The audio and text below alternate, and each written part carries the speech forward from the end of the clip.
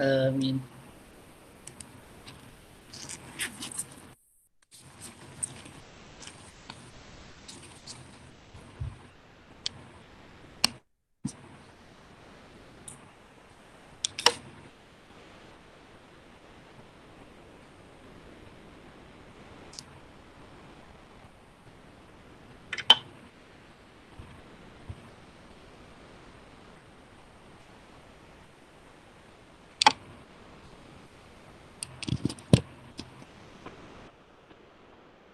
Boleh dengar ke?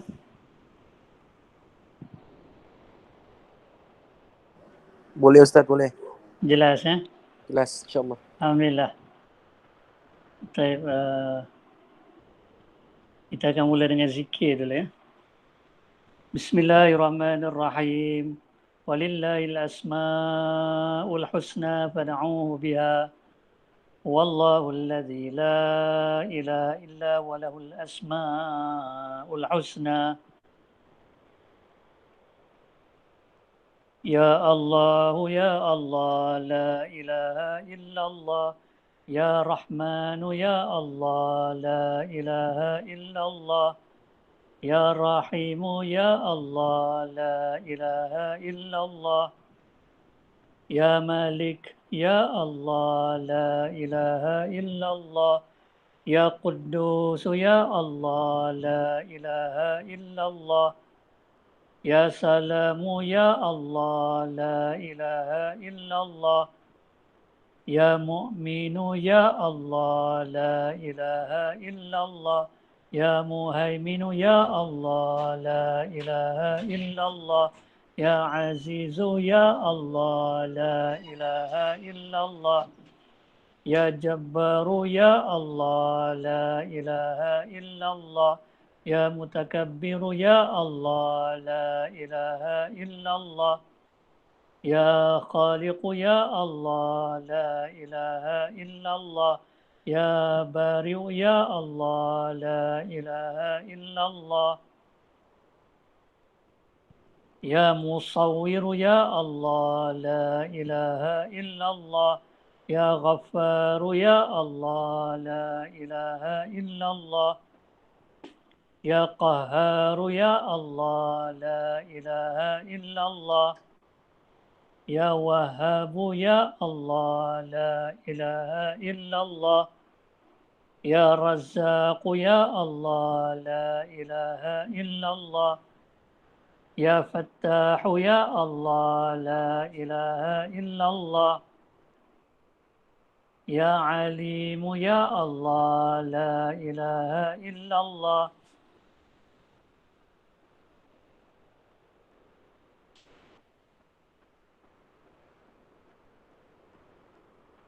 Ya Fattahu, ya Allah, la ilaha illallah. Ya Alimu, ya Allah, la ilaha illallah. Ya Qabidu, ya Allah, la ilaha illallah. Ya Basitu, ya Allah, la ilaha illallah.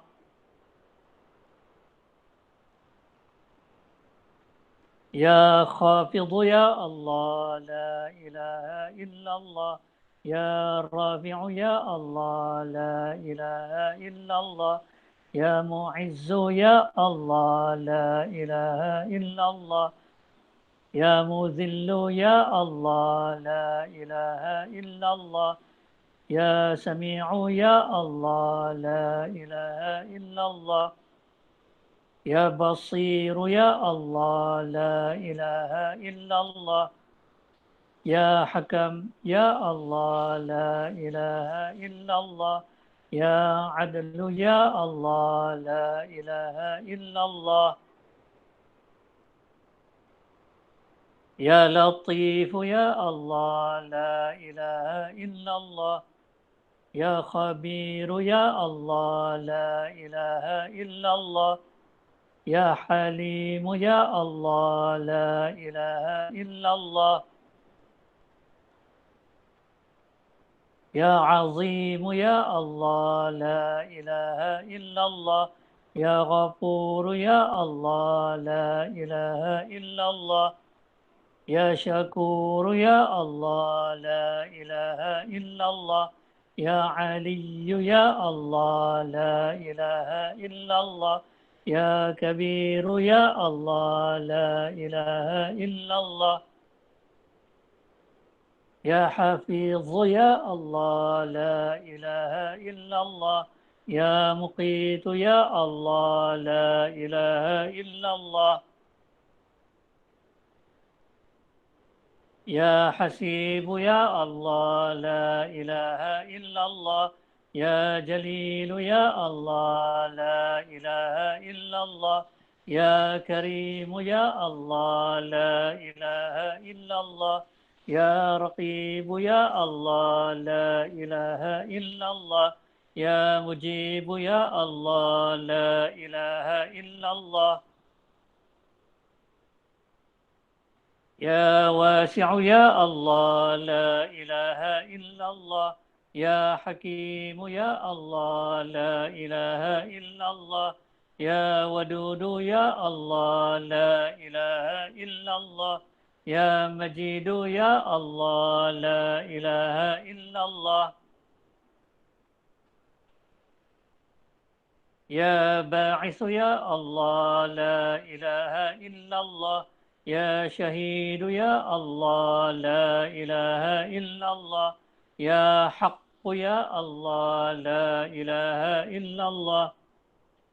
يا وكيل يا الله لا إله إلا الله.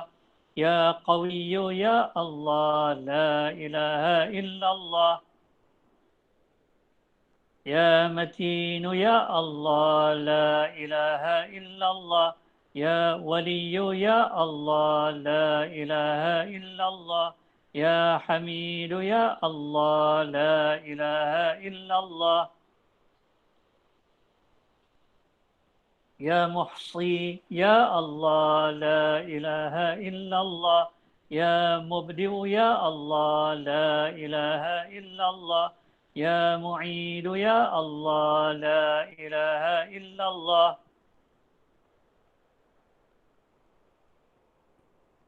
يا محيي يا الله لا إله إلا الله. يا مميت يا الله لا إله إلا الله. يا حي يا الله لا إله إلا الله. يا قيوم يا الله لا إله إلا الله. يا واجد يا الله لا إله إلا الله. يا ماجد يا الله لا إله إلا الله. يا واحد يا الله لا إله إلا الله. يا صمد يا الله لا إله إلا الله. يا قادر يا الله لا إله إلا الله.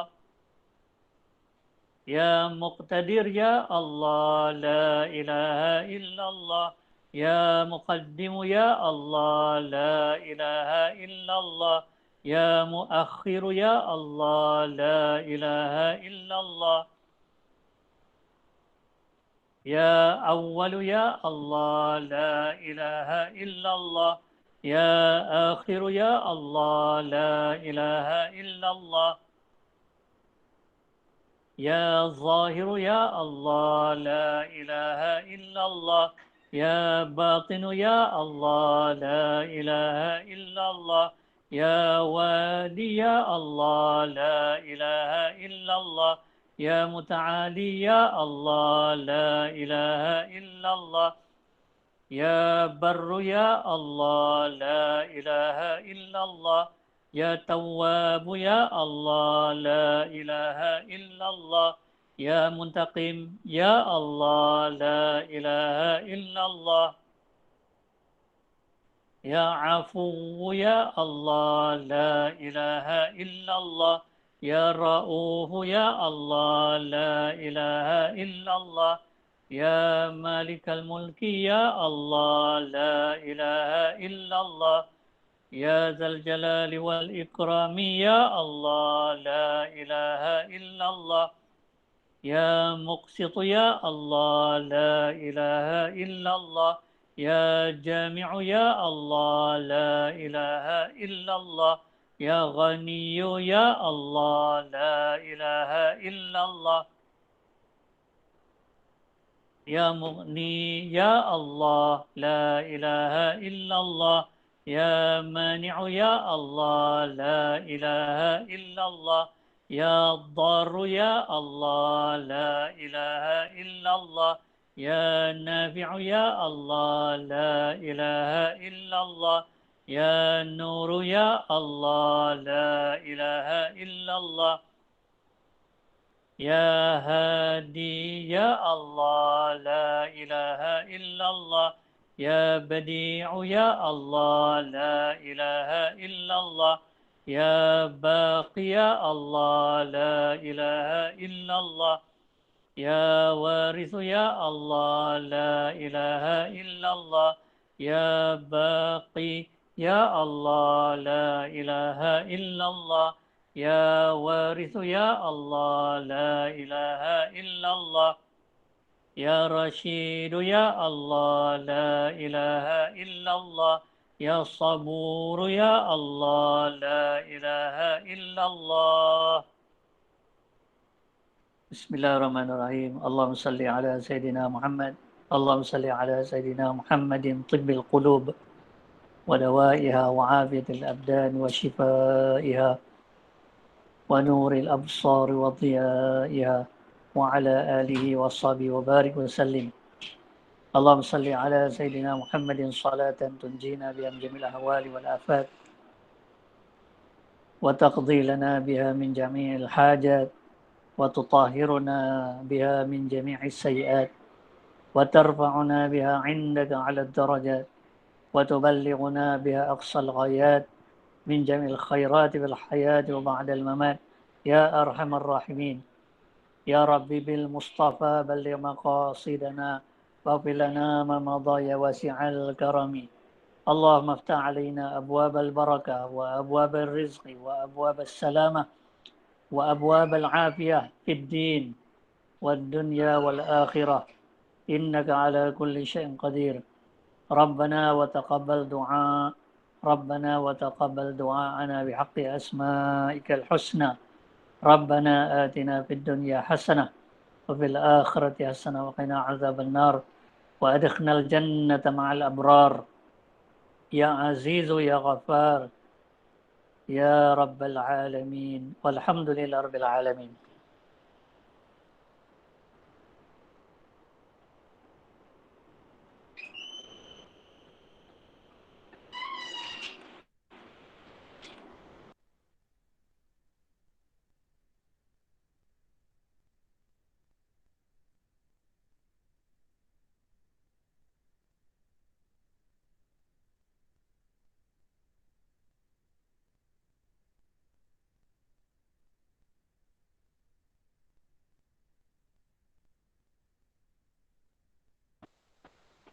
Bismillahirrahmanirrahim. Alhamdulillahirabbil alamin.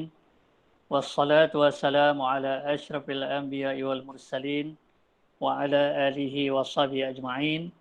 Subhanaka la ilma lana illa ma 'allamtana innaka antal alimul hakim. Wa la haula wa la quwwata illa billahil 'aliyyil 'azim. Alhamdulillah. Pertama marilah kita mengucapkan syukur kepada Allah SWT dengan lafaz Alhamdulillah. Segala kesempurnaan itu milik Allah. Segala kepujian itu milik Allah. Allah Ta'ala yang layak dipuji. Namanya Al-Hamid, yang maha terpuji. Hanya dia yang layak menerima pujian. Kerana dialah yang sempurna. Nikmatnya yang dilimpahkan kepada kita tidak terkira banyaknya. Apakan daya kita cuma ada 10 jari saja. Tak mampu kita nak menghitung semua nikmat Allah. Allah SWT berfirman, وَمَا بِكُم مِّن نِعْمَةٍ فَمِنَ اللَّهِ. Dan apa-apa saja nikmat yang ada pada kamu, itu daripada Allah SWT. Dan Allah Ta'ala berfirman, وَإِن تَعُدُّوا نِعْمَةَ اللَّهِ لَا تُحْصُوهَا. Dan jika kamu tidak menghitung nikmat Allah, kamu tidak akan mampu menghitungnya. Al-Imam Ibn Kathir rahimahullah ta'ala berkata, sekiranya menghitung nikmat saja sudah tidak mampu, apatah lagi hendak mensyukuri kesemua nikmat tersebut. Menghitung saja tidak mampu, bagaimana nak mensyukuri kesemua nikmat tersebut? Maka sebab itulah ada tuntutan syukur sedaya upaya kita, setakat yang kita termampu. Firman Allah Ta'ala, fadhkuruni azkurkum washkuruli wala takfurun. Maka hendaklah kamu ingati aku, hendaklah kamu ingati aku akan ingat kamu. Dan hendaklah kamu bersyukur kepadaku dan jangan kamu kufur. La in syakartum la azidannakum wa la in kafartum inna azabi lasyadid. Dan jika kamu benar-benar bersyukur, kamu akan kutambahi nikmat kepada kamu. Dan sebaliknya jika kamu kufur, sesungguhnya azabku sangat pedih. Jadi marilah sama kita mengucapkan syukur sebanyak-banyaknya kepada Allah SWT. Walhamdulillah katsira bukratan wa asila. Segala puji bagi Allah SWT dan segala puji bagi Allah Ta'ala sebanyak-banyaknya, pagi dan petang. Jadi pada malam ni insya-Allah kita akan menyambung kuliah kita. Pada minggu lepas saya tak dapat nak menyampaikan kuliah. Tetapi ada beberapa rakaman audio yang ada dikongsikan dalam grup itu, mungkin boleh mengisi keperluan kita dari sudut ilmu tauhid dan juga ilmu yang berkaitan dengan Asma'ullahil Husna. Tidak ada tajuk yang paling mulia, tidak ada bicara yang paling mulia melainkan bicara tentang Allah, tentang nama-nama Allah, tentang sifat-sifat Allah. Sebagaimana kata Imam Ibn Al-Arabi Al-Maliki rahimahullah ta'ala, syaraful ilmi bi syarafil ma'lum. Mulianya sesuatu ilmu itu berdasarkan mulianya perkara yang diketahui. Ya. Wal bari asyraful ma'lumat. Maka maklumat yang paling mulia ataupun perkara yang paling mulia untuk diketahui ialah Allah. Dalam banyak-banyak perkara yang diketahui tentang Allah ialah perkara yang paling mulia. Pengetahuan tentang Allah adalah perkara yang paling mulia. Dalam banyak-banyak pengetahuan, dalam banyak-banyak maklumat tentang Allah itu adalah yang paling mulia. Kemudian Imam Ibn Al-Arabi Al-Maliki rahimahullah berkata lagi, wal ilmu bi asma'ihi wa sifatihi asyraful ulum. Dan ilmu tentang nama-nama Allah dan sifat-sifat Allah adalah ilmu yang paling mulia. Jadi mudah-mudahan kita mendapat kemuliaan dengan kita mempelajari ilmu yang paling mulia, iaitu ilmu tentang nama-nama Allah, sifat-sifat Allah Ta'ala. Jadi pada malam ini saya akan menyambung nota yang terdahulu. Saya buka dulu nota ni.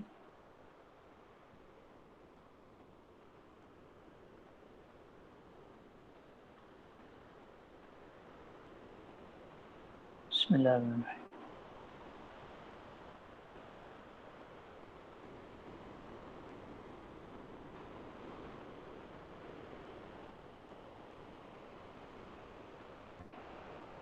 Tuan-tuan dan puan-puan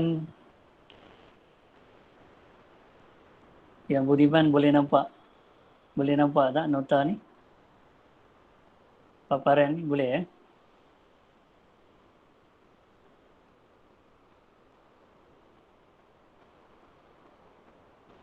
Alhamdulillah.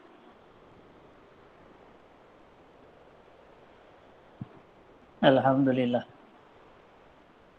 Baik.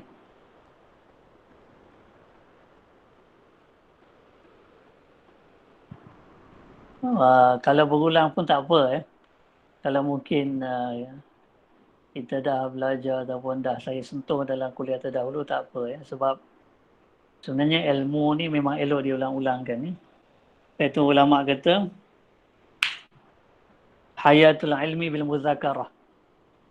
Hidupnya ilmu dengan mengingat-ingat, dengan menyebut-nyebut. Ya, dengan mengulang-ulang. Orang putih pun kata, practice makes perfect. Orang Arab kata, ma takarrara taqarrara. Apa yang berulang-ulang itu akan lekat dalam hati kita, dalam fikiran kita. Peribahasa Melayu lama kata, lancar kaji kerana diulang, pasar jalan kerana diturut. Lancar kaji kerana diulang. Bila diulang, lama-lama kita ingat, lama-lama kita faham. Bahkan kita pula boleh menyampaikan. Kita juga boleh berkongsi. Ya, bila kita dah faham, dah ingat, kita juga boleh berkongsi dengan orang lain. Ya, memanjang-manjangkan, menyampaikan ilmu tentang ini, tentang Asma'ullahil Husna.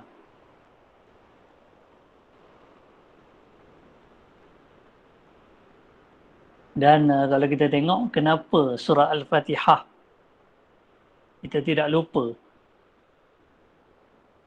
Rasanya tak pernah kita lupa surah Al-Fatihah. Tengah-tengah baca surah Al-Fatihah sangkut, lupa. Dan juga kita tak pernah dengar Tok Imam tersangkut membaca Fatihah. Kenapa? Kerana Fatihah tu diulang-ulang. Dan Allah Ta'ala menyebut dalam Quran, وَلَقَدْ آتَيْنَاكَ سَبْعًا مِنَ الْمَثَانِ. Dan demi sungguhnya kami kurniakan kepada kamu, wahai Muhammad, 7 ayat yang berulang-ulang, yang diulang-ulang. Jadi berkat perulangan itu kita tidak lupa, dia lekat.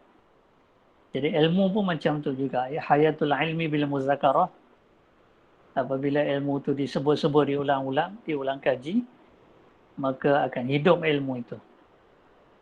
Jadi ini antara tajuk yang telah kita pelajari sebelum ni.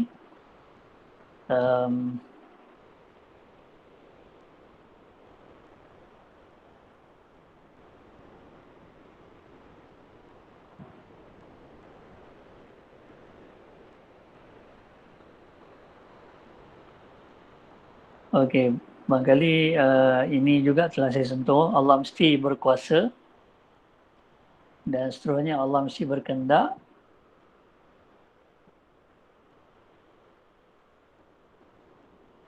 Berkehendak adalah sifat yang mesti ada dan sedia ada pada Allah SWT.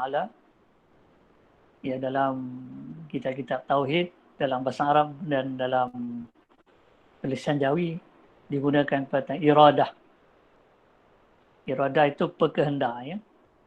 Allah Ta'ala ada sifat berkehendak. Malam ni kita berkuliah ni semua dengan kehendak Allah. Jadi malam ni terzahir kehendak Allah.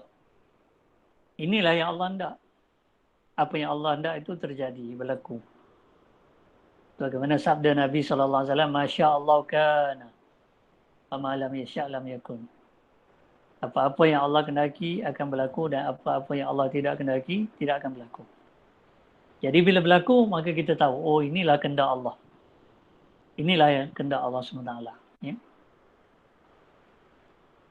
Sebab itu dalam kitab Dalailul Khairat, Imam Al-Jazuli berkata, Ya man qala wa qawluhul haq. Wahai Allah Ta'ala yang berfirman, dan firmannya adalah benar. Wallahu khalaqakum wa ma ta'amalun. Dan Allah Ta'ala yang menjadikan kamu, ini ayat Quran ya, maksud dia, dan Allah yang jadikan kamu dan Allah yang jadikan perbuatan kamu. Jadi bukan saja kita yang Allah jadikan, bahkan perbuatan kita pun Allah Ta'ala yang jadikan.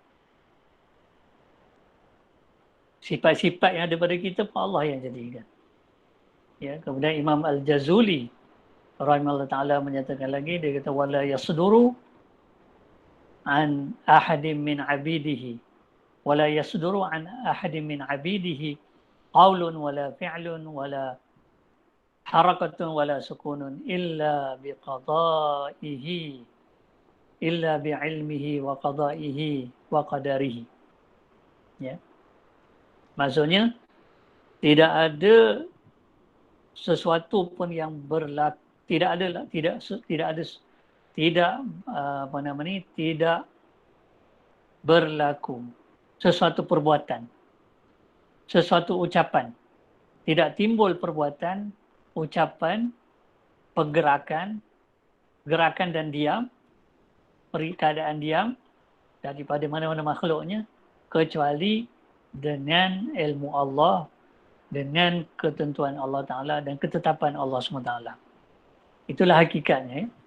Segala apa yang berlaku ni semuanya dengan ketentuan Allah SWT, dengan takdir Allah SWT, dengan ilmu Allah SWT, dengan kuasa dia, dengan kehendak dia. Itulah hakikatnya. Jadi malam ni kan bila kita berkuliah ni, kita berada dalam kuliah online ini, inilah sebenarnya kehendak Allah Ta'ala yang terzahir pada malam ini. Dan kehendak Allah Ta'ala ni bukan baru kejap ni Allah hendak ya.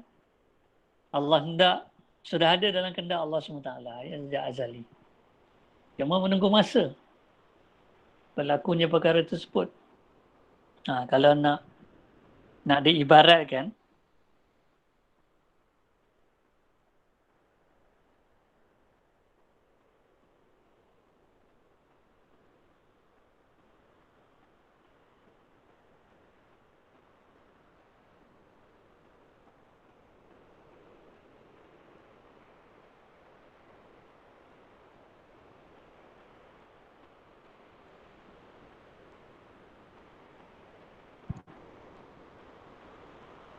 saya ulang balik kata-kata Imam Jazuli tadi ya.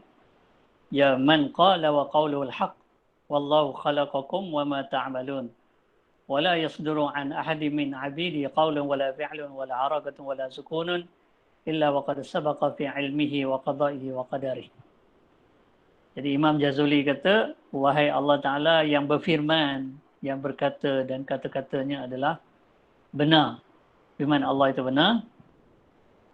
Firman Allah Ta'ala, wallahu khalaqakum wa ma ta'malun, dan Allah Ta'ala yang menjadikan kamu, dan Allah Ta'ala yang menjadikan perbuatan kamu. Wa la yasduru an ahadin min 'abidihi qawlun wa la fi'lun wa la harakatun wa la sukun, dan tidaklah berlaku sesuatu perbuatan, sesuatu ucapan, perbuatan, pergerakan dan diam, gerak dan diam daripada mana-mana makhluk, daripada mana-mana manusia. Illa waqad sabaqa fi ilmihi, melainkan telah terdahulu dalam ilmu Allah. Maknanya sudah sedia diketahui oleh Allah Ta'ala. Bukan malam ni baru Allah tahu, tidak. Tapi sudah sedia dalam ilmu Allah Ta'ala. Wa qada'i wa qadari, yang ketetapan, ya, qada' dan qadar yang Allah Ta'ala tentukan itu. Sudah ada dah. Tunggu masa nak berlaku. Dia ibaratnya begini tuan-tuan ya. Kalau kita ambil pen, ball pen atau marker pen, kemudian kita tulis pada sehelai kertas misalnya, kita tulis apa? Kita tulis misalnya tauhid, waw ha ya dal, ataupun kalau ejaan ruminya T-A-U-H-I-D, tauhid. Maka keluarlah, terzahirlah T-A-U-H-I-D, tauhid. Terzahirlah ta, waw, ha, ya, dal, tauhid. Maksudnya terzahir dakwat itu dalam bentuk huruf T, huruf ta dan sebagainya. Adakah dakwat itu tidak ada sebelumnya? Sudah ada. Sudah ada dakwat itu, sudah sedia ada dalam bolpen. Tunggu masa untuk keluar jadi tulisan. Sudah ada. Tetapi tunggu masa untuk keluar jadi tulisan. Jadi apa yang berlaku malam ini, apa yang berlaku pada hari ini, sudah ada dalam ilmu Allah. Ya, sebelum ini belum terzahir. Malam ini terzahir apa yang ada dalam ilmu Allah. Itulah kehendak Allah Ta'ala. Dengan sifat ini, sifat iradah ini, kehendak ini, Allah SWT menentukan sebagai perkara yang harus pada sesuatu yang mungkin. Kata Tuan Guru saya, perkara mungkin ni, mungkin maksudnya boleh ada, boleh tak ada. Ya. Mungkin ni dia ibarat macam kain putih. Sedia untuk dicorakkan dengan corak apa pun. Allah yang akan mencorakkannya. Maksudnya nak jadi apa tu Allah Ta'ala yang menentukan. Jadi itu yang katakan perkara mungkin. Bila Allah Ta'ala menentukan, berlakulah.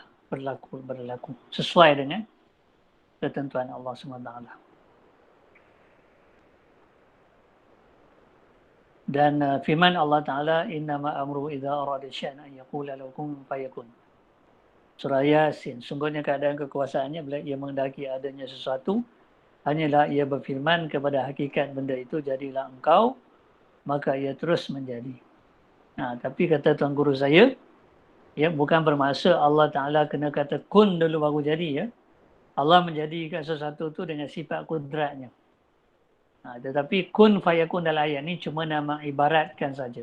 Nak mengibaratkan bahawa apa yang Allah Ta'ala kendaki, itulah yang berlaku. Kalau Allah nak serta-merta berlaku. Serta-merta berlaku. Tidak ada halangan. Sebab itu kalau kita mempelajari Asma'ullahil Husna, misalnya nama Allah Al-Jabbar, Al-Qahar, nama-nama ini menunjukkan bahawa kehendak Allah itu tak boleh dihalang. Tak ada siapa boleh halang. Wa huwal qahiru fawqa ibadih. Allah Ta'ala itu berkuasa mengatasi hamba-hambanya. Ya, apa yang Allah nak pasti terjadi. Tak boleh dihalang. Cuma kita sebagai hamba ini, apa yang Allah Ta'ala jadikan itu, takdir-takdir itu, ada yang manis, ada yang pahit, ada yang baik, ada yang buruk. Itu dinisbah kepada kita. Ya, tetapi sebenarnya semua takdir tersebut ada hikmah. Takdir baik, takdir buruk, takdir pahit, takdir manis, itu semua ada hikmah. Soalnya kita tahu atau tidak hikmah. Itu saja soalnya. Tidak tahu hikmah bukan bermakna tidak ada hikmah. Tidak tahu hikmah itu kerana dangkalnya ilmu kita, ceteknya pengetahuan kita. Bukan tak ada hikmah, kerana Allah Ta'ala ni perbuatannya tidak sunyi pada hikmah. Selalu saya ulangkan, saya ingat. Mungkin dah 2 kali atau 3 kali saya sebut. Imam Al-Marighni kata, ya, na'am af'alullahi wa ahkamu la takhlu an hikmatin. Ya, perbuatan-perbuatan Allah, ketetapan-ketetapan Allah Ta'ala ni tidak sunyi pada hikmah. Walau lam tasil ilaiha uquluna. Wa illam tasil ilaiha uquluna. Walaupun akal kita tak terjangkau hikmah tersebut. Itu sebab kadang-kadang ada orang dia sampai ke tahap mempertikaikan ketetapan Allah, takdir Allah itu. Kadang-kadang dia persoalkan, kenapa aku yang kena, orang lain tak kena. Ya, sebenarnya itu sudah ditetapkan oleh Allah Ta'ala.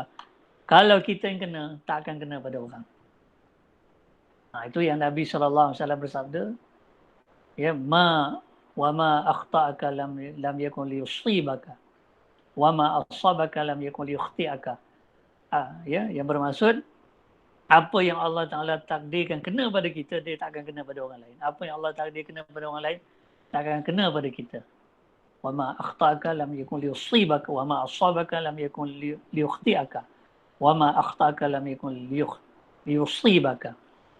Apa yang Allah dah tentukan untuk kita, akan berlaku pada kita. Apa yang Allah tentukan pada orang akan berlaku pada orang, tak akan kena pada kita. Saya tak tahulah kalau tuan-tuan pernah dengar ada satu ungkapan dalam bahasa Melayu lama. Ungkapan orang lama-lama lah, orang tua-tua. Mungkin ada yang tahu, mungkin ada yang tak pernah dengar. Orang tua-tua ini dalam ilmu persilatan lah, ya, dalam ilmu persilatan, ilmu silat. Dalam silat Melayu. Dia ada satu ungkapan, segesir sepadi. Segesir sepadi ni, saya nak tunjukkan contoh yang mungkin tuan-tuan boleh nampak daripada video ni. Ya. Tuan-tuan nampak ya, ada pen ni kan. Katalah pen ni peluru misalnya. Ataupun senjata tajam. Jadi tuan-tuan nampak tak? Senjata tajam ni lalu sebelah saya. CP, orang Melayu kata CP. Nyaris tak kena. Saya dapat rasa anginnya tapi tak kena saya.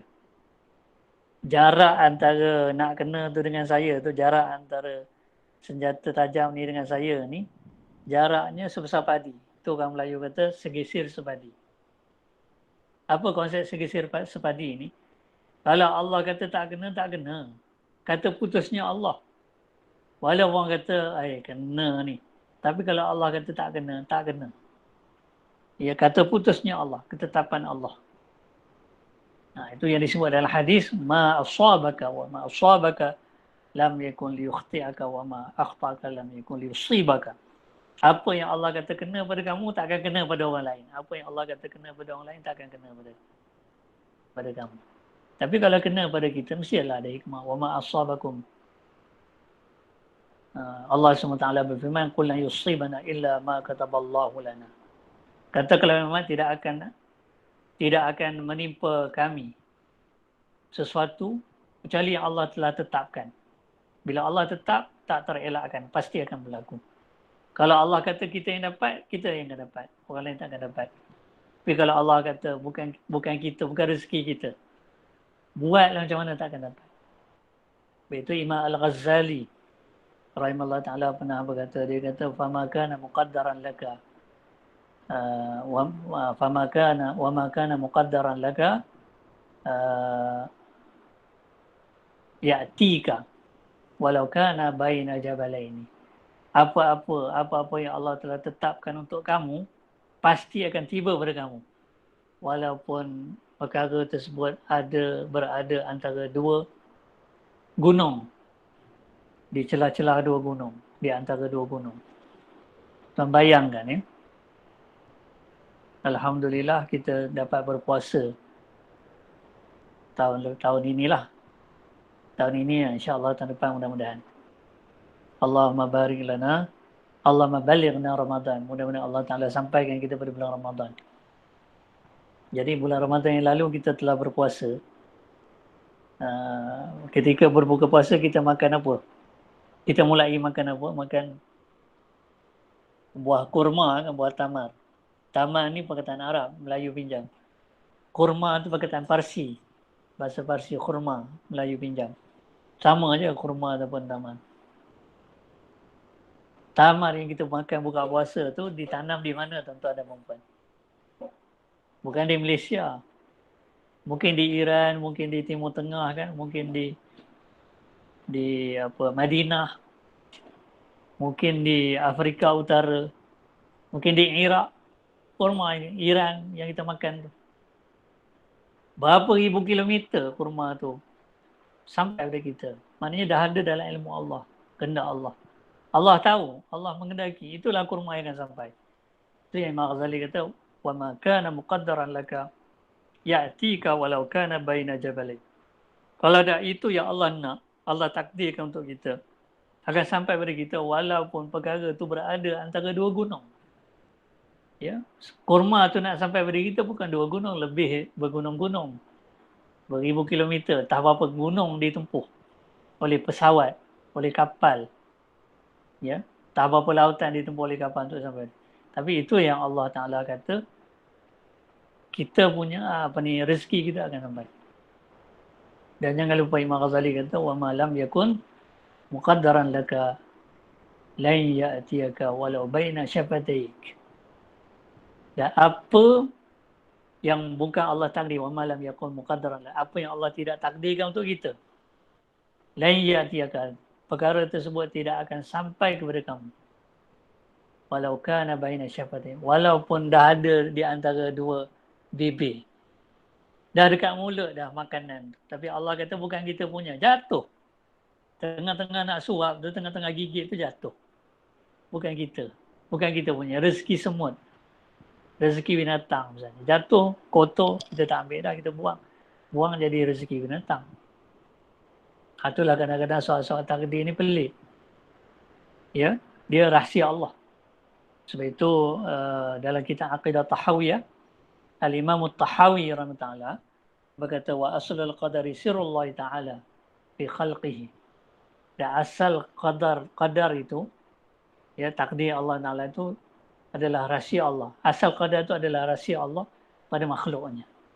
Ya, tidak ada sesiapa yang mampu menyelami takdir itu sebelum berlaku. Dah berlaku ya. Kita tahulah apa yang berlaku, tapi yang akan berlaku tu itu rahsia Allah yang kita tidak tahu. Apa yang berlaku ni semuanya adalah kehendak Allah SWT. Itulah. Dan sebenarnya susah untuk orang menerima musibah berlaku. Kalau berlaku musibah bukan mudah. Sebab itu Nabi SAW sabda, innamas sabru fi sadmatil ula. Kesabaran itu sangat diperlukan sewaktu mula-mula musibah itu melanda. Sebab itu waktu tu yang paling berat. Mula-mula kena tu yang berat. Bila dah lama-lama tu sejuk. Tapi mula-mula terima, mula-mula dilanda musibah tu yang perlu sangat kepada kesabaran. Dan sabar ni pun merupakan satu daripada nama dan sifat Allah, As-Sabur. Tapi sabar Allah dengan sabar kita tu lain maksud. Nanti kita akan belajar huraian nama Allah As-Sabur. Kita sabar ni menahan diri, itu sabar. Dalam dada ni dah menggelegak. Nak keluar, nak ibarat kata gunung berapi nak memuntahkan laharnya. Kemarahan itu meluap-luap, nak tunggu masa nak keluarkan tapi kita tahan. Kendak-kendak nafsu kita tu kita tahan. Itu sabar. Ada gejolak dalam jiwa kita, redakan, kita tahan. Itu sabar. Itu sabar nisbah pada manusia. Tapi sabar Allah bukan macam tu. Allah bukan berhati. Allah bukan ada hati macam kita. Ada gejolak. Ada tenang hati, gejolak. Itu bukan. Itu tidak ada pada Allah SWT. Jadi sabar, as-saburnya Allah Ta'ala itu dia ada makna yang lain. Iaitu, menurut orang ulama, la yu'ajjilu bil-uqubah. Maksud as-sabur tu, allazi la yu'ajjilu bil-uqubah. Allah Ta'ala tidak tergesa-gesa, tidak menyegerakan hukuman. Selalu Allah Ta'ala bagi tangguh, Allah bagi peluang, Allah bagi tangguh supaya orang tu sedar, orang tu insaf, orang tu bertaubat kan. Nah, itu makna antara makna as-sabur. Ya. Dan jadi bila kita menerima dilanda musibah ini, susah untuk kita menerimanya kecuali kalau kita benar-benar meyakini, memahami, meyakini, mengetahui, meyakini ya nama dan sifat Allah. Antaranya apa? Antaranya nama Allah Ta'ala Al-Hakim. Al-Hakim itu yang Maha Bijaksana bermaksud segala perbuatan takdir, ketetapan Allah Ta'ala itu mesti ada hikmah. Walaupun pahit. Walaupun musibah. Kadang-kadang di balik musibah ada faedah. Orang putih kata blessing in disguise. Ada rahmat di sebalik musibah. Peribahasa Arab kata man lam yatawajja' lam yarji'. Siapa tak sakit dia tak balik. Kadang-kadang orang tu sebab penderitaan yang dia alami, musibah yang menimpa dia, sakit yang melanda dia, menjadikan dia sedar, insaf dan kembali ke bangkai jalan. Man lam yatawajja' lam yarji'. Jadi maknanya ada hikmah. Di sebalik musibah itu ada hikmah. Dan Imam Ibn Ajibah ya rahimahullah ta'ala dalam kitab beliau Tafsir Al-Fatihah Al-Kabir. Dalam kitab ni beliau ada satu bab menghuraikan nama-nama Allah. Jadi beliau memetik kata-kata ulama, kata-kata al-hikmah, man arafa sirrallah fil qadari hanan alaihi al-masaibu. Man arafa sirrallah fil qadari hanan alaihi al-masaibu. Sesiapa mengetahui rahsia Allah dalam qadar, dalam takdir. Macam mana nak tahu rahsia Allah dalam takdir ni? Maksudnya mendalami nama-nama dan sifat Allah. Jadi bila kita tahu sifat Allah, misalnya sifat Allah Al-Hakim, yang Maha Bijaksana, maka kita yakin di sebalik musibah ni mesti ada hikmah. Walaupun kita belum dapat. Kadang-kadang sampai akhir hayat kita tak tahu hikmah ni. Kadang-kadang disingkatkan hikmah ni. Tapi kita yakin sama ada kita tahu ke, kita dapat selami, tak dapat selami, kita yakin mesti ada hikmah. Bila kita yakin ada hikmah, bila kita tahu mesti ada sebab Allah Ta'ala, ya, mesti ada hikmah di sebalik apa yang Allah buatkan ini. Maka dengan keimanan kita pada nama dan sifat Allah tu kita jadi reda. Ya, kita tak mempersoalkan. La yusalu amma yaf'alu wa yusalu. Allah tak boleh dipersoal apa yang dia buat. Kita yang akan ditanya, kita yang akan disoal. Sebab Allah Ta'ala tu dia maha mengetahui, dia lebih tahu. Antum a'lamu amillah, adakah kamu lebih tahu atau Allah? Wallahu ya'lamu antum la ta'lamun, dan Allah mengetahui sedang kamu tidak mengetahui. Allah yang tahu yang terbaik. Allah yang tahu yang sebenar. Ya, kalau dalam bahasa Filipina, saya alhamdulillah adalah belajar sikit bahasa Filipina. Ya, dalam bahasa Filipina disebut si Allah ang nakakaalam sa pinakamabuti. Itu maksudnya Allah tahu yang terbaik. Allah tahu yang sebenar. Kita tak tahu, ilmu kita cetek. Apa yang Allah bagi tahu, kita tahulah. Yang Allah tak bagi tahu, wala yuhituna bihi wala yuhituna bi syai'in min ilmihi illa bima syaa. Dalam surah ayat kursi itu ya. Dan mereka, yakni manusia, tidak akan dapat meliputi sesuatu daripada ilmu Allah Ta'ala itu kecuali apa yang Allah kehendaki. Jadi yang Allah buka singkat pada kita ni sikit je sebenarnya. Sikit aja. Ya Allah singkat pada kita. Banyak lagi yang menjadi rahsia. Sebab itu ada syair Arab kata, faqul liman yadda'i fil ilmi falsafatan alimta syai'an wa ghabat anka asya'u. Katakan kepada orang yang mendakwa dia tahu semua perkara. Katakan kepada dia, kamu tahu satu perkara. 1000 perkara menjadi rahsia padamu. Yang lain tu ada pada Allah ilmunya. Wa fawqa kulli dhi ilmin alim. Di atas orang yang berilmu tu ada yang maha mengetahui. Di atas semua orang yang alim ada yang maha mengetahui. Itu Allah SWT. Iaitu malaikat kata, subhanaka la ilma lana illa ma 'allamtana innaka antal alimul hakim. Maksudnya engkau ya Allah, kami tak ada ilmu kecuali apa yang engkau ajari kami. Semuanya engkau maha mengetahui lagi maha bijaksana. Nah, jadi bila kita faham, bila kita mempelajari, meyakini nama-nama sifat Allah ni, maka musibah yang berat itu mudah-mudahan dapat kita tempuh, dapat kita terima, kita redha. Kerana kita yakin mesti ada hikmah. Ya, Allah lebih mengetahui daripada kita. Walaupun buat masa ini misalnya kita belum dapat menyelami hikmahnya kerana kecetekan dan kedangkalan ilmu kita. Saya nak tengok mesej ni. Contoh kalau kita cakap kita redha dengan kehendak dan ketentuan takdir kepada Allah tentang satu peristiwa yang berlaku pada kita itu, tetapi kadang kita masih terkenang teringat peristiwa itu, adakah maksudnya kita belum redha? Dan apa yang boleh kita buat supaya kita benar-benar redha? Dia sebenarnya hati kita ni memang sifatnya berbolak-balik, ya. Mungkin redha tu kadang-kadang, ya, kadang-kadang redha, kadang-kadang timbul rasa macam tak puas hati. Tapi kita kena rawat, kita kena didik hati kita dengan menyebut nama-nama Allah, sifat-sifat Allah. Bukan sekadar menyebut itu dia tak ada kesan. Tetapi memahami, meyakini makna nama-nama Allah tersebut, mendalami makna tersebut. Bila kita belajar nanti kita akan tahulah apa yang Allah buat ni semua ada hikmah. Jadi kita yakin ada hikmah. Bila kita yakin ada hikmah, kita tahu Allah tahu yang terbaik untuk kita. Jadi walaupun kadang-kadang Allah nak tarik kita kepada dia ni, bila Allah bagi nikmat, kadang-kadang kita tak ingat kepada dia. Kita tak syukur. Ada nikmat kita lagi jauh pada dia. Jadi Allah tarik kita dengan rantai ujian. Dengan ujian orang selalu cepat ingat kepada Allah. Dengan nikmat kadang-kadang orang lupa kepada Allah. Tapi dengan ujian orang cepat. Sebab itu orang ni kalau dia susah kan doanya panjang. Lepas tu dia senang, pendek-pendek je doanya. Kadang tak berdoa pun tak sempat. Bila dia susah, berdoanya panjang, zikirnya panjang kan. Dan itu kata Imam Syekh bin Athaillah Sakandari yang kita ikam, dia kata, man lam yuqbil alaihi bimulatafatil ihsan qida ilai bisalasilil imtihan. Sesiapa yang tidak menghadap Allah, kembali kepada Allah Ta'ala dengan kelembutan nikmat, ihsan, limpahan nikmat, tak menjadikan kita syukur, ingat kepada dia, Allah tarik kita ditarik kepadanya dengan rantai ujian.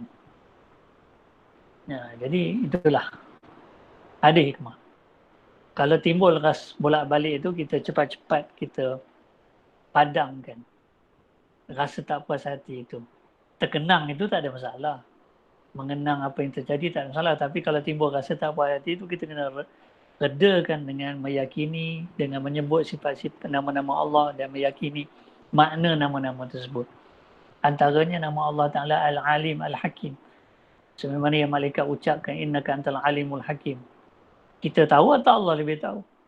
Jadi walaupun kita, pada mata kita nampak buruk, tapi di sisi Allah mungkin apa yang berlaku itu ada kebaikan. Yang kita tak nampak, yang kita belum nampak, tapi kita yakin. Pengetahuan kita tentang nama dan sifat Allah itu menjadikan kita yakin. Walaupun pahit, kita yakin. Ubat selalunya pahit. Ubat yang mujarab itu pahit. Kita tahu di sebalik kepahitan itu ada kemanisan. As-sabru kal-sibri murran fi mazaqatihi lakin awa qibuhu ahla minal asali. Kata penyanyi Arab, sabar tu rasanya pahit macam jadam, macam patah wali, macam akar seruntun. Tapi hasilnya ialah bila sembuh kan, lebih manis daripada madu. Ya. Baik, saya nak sambung lagi nota kita ni.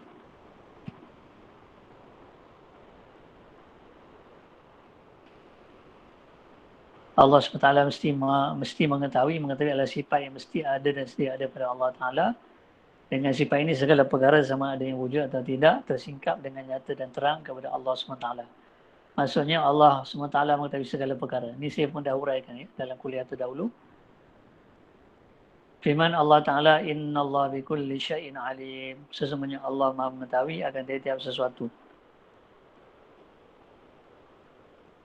Kemudian Allah SWT mesti mendengar. Mendengar adalah sifat yang mesti ada dan sedia ada pada Allah SWT.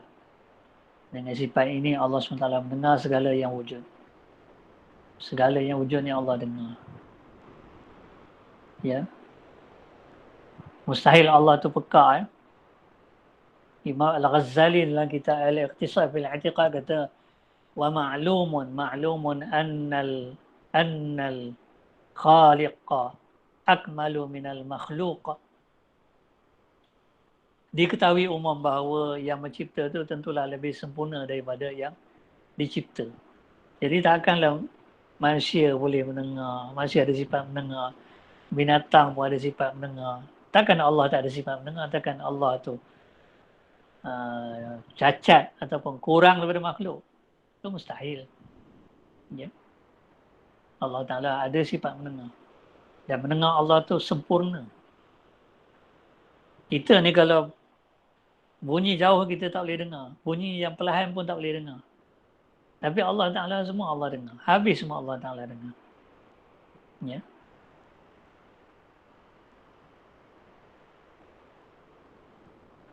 Baik itu Sayyidatina Aisyah radhiyallahu anhu pernah berkata, dia kata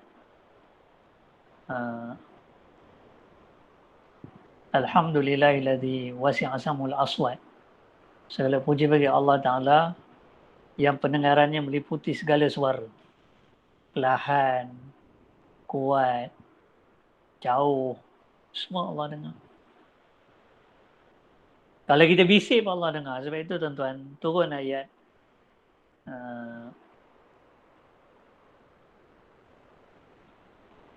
dalam suratul Mulk.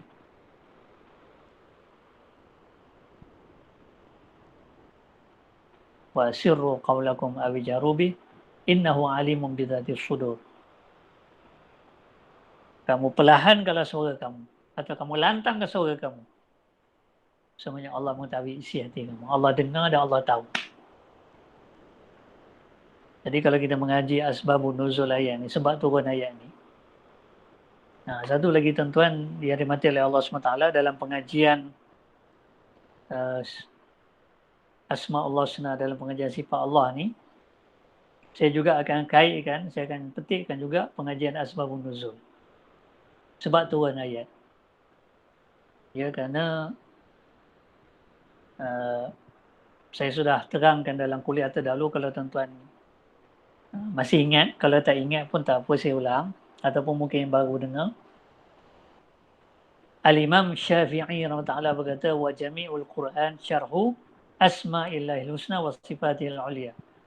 Seluruh ayat Quran itu merupakan huraian kepada nama Allah dan sifat Allah. Jadi kalau kita bertekad untuk memahami nama Allah, perjalanan kita masih panjang. Perjalanan kita masih panjang. Dia tak ada ilmu segera, ya. Ilmu instan. Kalau orang buat kursus intensif nama Allah, tak habis lagi sebenarnya kajian. Sebenarnya habis umur kita pun tak habis kita mengkaji nama dan sifat Allah ni. Sebab terlalu banyak. Sesuai dengan kesempurnaan dia. Allah ni sempurna sebab itu sifatnya tak terbatas. Nama dan sifatnya tak terbatas. Yang terbatas kita. Allah tidak. Habis nyawa kita, tak habis kita belajar ni. Ya. Jadi kalau kita bertekad betul-betul nak mendalami, kalau tak nak mendalami itu lainlah. Tapi kalau betul-betul bertekad nak mendalami, masanya panjang. Imam Syafi'i kata tulu zaman. Belajar ni memang panjang. Cuma jangan rasa jemu lah belajar. Ya. Kalau orang tahu menilai ilmu, dia tak akan jemu-jemu. Macam minum air laut, makin minum makin dahaga, bukan puas. Kullama zadani ilman zadani fahman bijahli. Setiap kali Imam Syafi'i kata, setiap kali bertambah ilmuku, bertambah faham aku tentang kejahilan. Makin mengaji ni bukan makin alim. Sebenarnya makin banyak rupanya yang kita tak tahu. Makin banyak rupanya yang kita tak tahu. Makin mengaji ni makin banyak yang rupanya kita tak tahu. Jadi sebab itu Raja Ali Haji kata, menuntut ilmu janganlah segan. Ilmu yang benar jangan yang bukan. Iaitu ilmu yang kebajikan di kitab ini sudah disebutkan. Kemudian Raja Ali Haji juga kata, jika hendak mengenal orang yang berilmu, bertanya dan belajar tiadalah jemu. Jadi kalau betul-betul nak mendalami nama Allah, kita kena mendalami Al-Quran. Kena mempelajari Al-Quran, tafsiran Al-Quran. Baik Imam Syafi'i kata, wa jami'ul Quran syarhu asma'il. Seluruh Al-Quran itu adalah merupakan huraian kepada nama Allah dan sifat Allah. Tapi nak memahami Quran pula, takkan lengkap pengetahuan tentang Quran tu kalau kita tak tahu sebab turun ayat. Sebab ada sebahagian ayat dalam Quran ni yang mempunyai sebab-sebab turun. Punca ayat tu turun. Dan ilmu ni dipanggil asbabun nuzul. Ilmu tentang punca ayat Quran turun. Dan ulama kata ma'rifatu sababin nuzul tariqun qawiyyun fi fahmi ma'anil ayat. Mengetahui sebab turun ayat merupakan cara yang paling mantap untuk memahami makna ayat.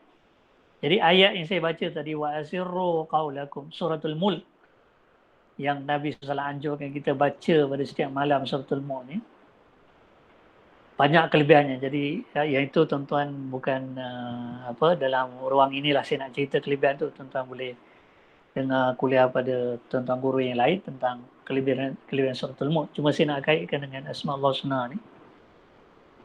Jadi sebab turun ayat ni? Dalam kitab Lubabun Nuqul fi Asbabin Nuzul, Imam Suyuti menukilkan riwayat, ya ada orang Arab Quraisy pada zaman Nabi SAW, bila mereka nak berbicara tentang Nabi Muhammad SAW, mereka berkata sesama mereka, kalau nak cakap tentang Muhammad jangan kuat-kuat, nanti Tuhan dia dengar. Tuhan dia sampaikan dekat dia. Jadi kalau nak berbicara tentang Muhammad, nak buat konspirasi, nak buat komplot terhadap Muhammad, jangan cakap kuat-kuat, nanti Tuhan dia dengar.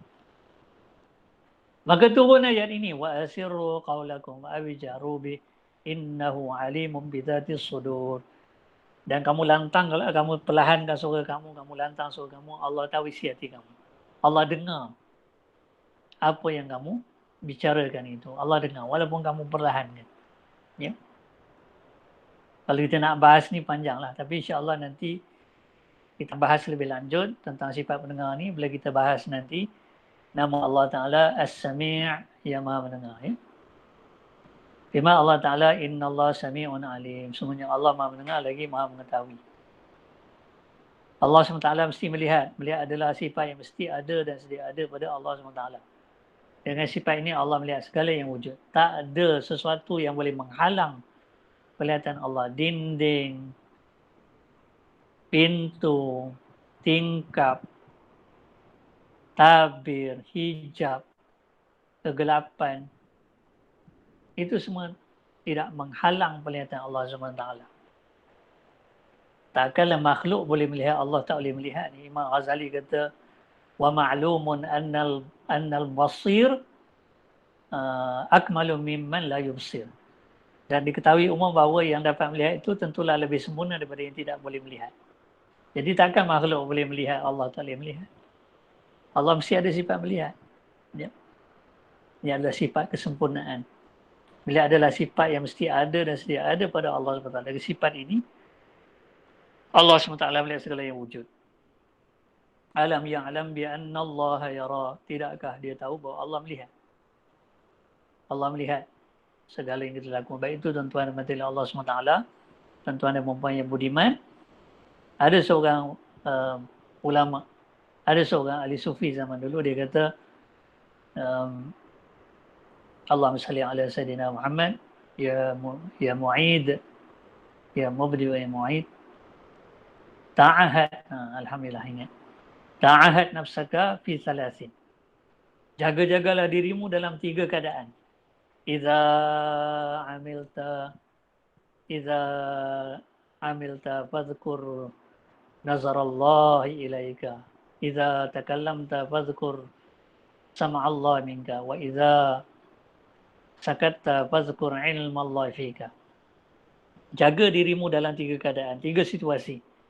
Bila kamu berbuat sesuatu, ingat Allah melihat kamu. Bila kamu bercakap, bila kamu bercakap sesuatu, ingat Allah dengar apa yang kamu cakap. Dan bila kamu diam, tak berbuat sesuatu, tak bercakap sesuatu, ingat Allah mengetahui isi hati kamu. Jadi kita nak menyorokkan mana Allah melihat. Tuan-tuan pernah dengar tak cerita seorang tuan guru zaman dulu dengan anak-anak muridnya? Satu hari tuan guru ni dia panggil anak-anak murid dia. Anak-anak muridku mari. Kemudian tuan guru ni dia, sebabnya tuan guru ni dia ada salah seorang anak muridnya tu dia cukup sayang. Sebab anak murid yang seorang ni dia cepat faham, dia mengerti. Dia faham apa ajaran tauhid yang dia ajar oleh tu guru dia. Tapi yang lain tu mereka tu lambat faham. Mereka tak berapa faham. Jadi mereka macam cemburu lah dengan anak murid yang seorang ni.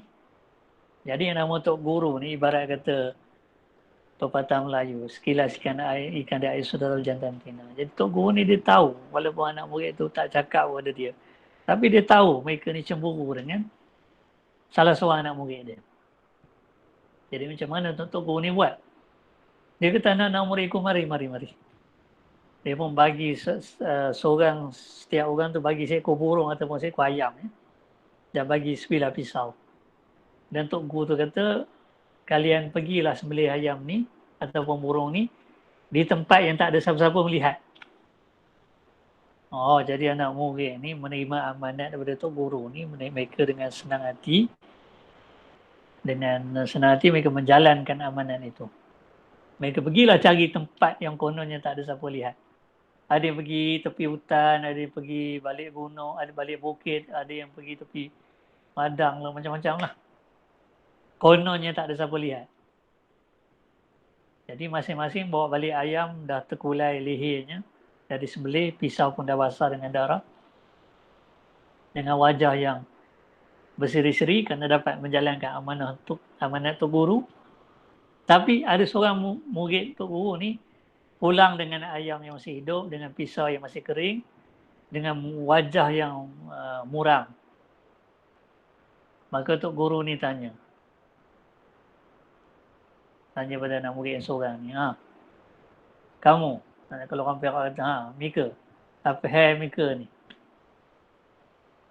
Ya, kalau tuan-tuan tak faham Mika tu, saya cakap bahasa Malaysia, bahasa Melayu baku lah. Kamu ni apa hal? Kenapa ayam tak disembelih? Pisau masih kering, wajah pula muram. Apa sebab? Anak murid ni kata, Tok Guru, Saya dah jenuh cari tempat yang tak ada siapa lihat. Saya tak jumpa tempat yang macam tu. Di mana-mana pun saya pergi, ada yang melihat saya. Tok Guru betul senyum. Tok Guru kata pada anak-anak murid yang lain. Nampak tak kalian? Tu sebab aku sayang dia. Ya, yelah manusia kan. Manusia ni dia perasaan sayang tu kadang-kadang ada. Macam kita dengan anak lah, kadang-kadang ada terlebih sayang sikit. Adalah sebab dia takkan sama peratusan sayang tu dah. Jadi Tok Guru ni kata dia sayang semua dengan anak murid, tapi dia sayangnya tu yang Allah jadikan tu lebih dekat anak murid yang seorang yang faham. Nampak tak dia kata? Kenapa aku rasa sayang lebih dekat dia? Sebab dia faham apa yang aku ajar. Bila aku kata sembelih ayam ni di tempat yang tak ada siapa lihat, dia faham. Sebab di mana-mana pun kita berada, Allah melihat kita. Sebab Tok Guru dia tak kata cari tempat yang tak ada orang lihat. Tok Guru tak cakap macam tu. Tok Guru kata cari tempat yang tak ada siapa lihat. Kalau cari tempat yang tak ada orang lihat, mungkinlah ni tempat yang tak ada siapa lihat. Memang orang tak lihat kita, tapi Allah lihat. Jadi, yalah, inilah martabat ihsan. Bila Nabi SAW ditanya tentang ihsan, apa jawab Nabi SAW? An ta'budallah ka'annaka tarah fa'ilam takun tarah fa'innahu yarah. Ihsan itu bahawa kamu menyembah Allah seolah-olah kamu lihat Allah jika kamu tidak melihat Allah, Allah melihat kamu. Yes, ihsan ni kalau ada dalam semayang jadi khusyuk. Kalau ada ihsan ni di luar semayang, terhindar daripada rasuah, jenayah, maksiat. Ihsan. Muraqabatullah. Berasa diri diperhati oleh Allah. Innallaha kana 'alaikum raqiba. Allah ni ada nama dan sifat Ar-Raqib, yang Maha mengawasi. Tak ada yang terlepas daripada pandangan Allah SWT. Dan pendengaran Allah, daripada ilmu Allah Ta'ala. InsyaAllah nanti sampai nama Al-Basi kita akan urai lebih lanjut. Allah SWT berfirman, Innani ma'akuma la qala la takhafa, innani ma'akuma asma'u wa ara. Allah SWT berfirman, janganlah kamu takut. Sesungguhnya aku ada bersama-sama kamu, aku mendengar dan melihat segala-galanya. Ini Allah Ta'ala tujukan firman ini kepada Nabi Musa dan Nabi Harun yang menghadap Fir'aun. Mereka nak pergi menghadap Fir'aun. Jadi timbul rasa takut. Ini wajar. Timbul rasa takut ni wajar. Bukan takut yang melampau, ya. Takut yang lumrah. Ya. Bukan bermaksud Nabi Musa dan Nabi Harun takut kepada Fir'aun sebagaimana takut kepada Allah. Bukan takut yang macam tu maksud di sini. Bahkan Allah Ta'ala menyatakan, jangan rasa takut, aku bersama-sama dengan kamu. Aku mendengar dan melihat. Bersama di sini bukan maksud Allah ada. Bukan maksudnya mereka pergi bertiga. Nabi Musa, Nabi Harun dan Allah. Tak, bukan itu maksud dia. Bersama ni bukan bersama tempat. Bukan ma'ayatul makan, tapi ma'ayatul ilmi. Allah mengetahui. Habis semua Allah tahu. Jadi jangan takutlah kalau Allah tahu. Allah takkan biarkan. Aku mendengar, kerana Allah itu mendengar dan melihat segala-galanya. Ya. Saya nak bagi satu amalan tuan-tuan. Asma'ullah husna. Kalau kita berasa takut lah kadang-kadang, yelah ini pun salah didikan lah dalam masyarakat kita ni. Kerana kadang-kadang anak-anak kecil tu ditakut-takutkan dengan hantu. Nak bagi anak tu diam, ditakut dengan hantu. Bukan takut dengan Tuhan, takut dengan hantu. Jadi kalau timbul perasaan takut, kerana kita manusia, takut ni memang boleh timbul. Kadang-kadang macam-macam kita takut. Bukan hanya takut hantu, macam-macam. Takut kena musibah, takut jadi mangsa jenayah. Jadi kalau timbul rasa takut, zikirkan ya mu'min, ya mu'min, ya mu'min. Salah satu nama Allah itu Al-Mu'min. Zikirkan ya mu'min, ya mu'min. Mudah-mudahan Allah Ta'ala datangkan rasa aman, hilangkan rasa takut.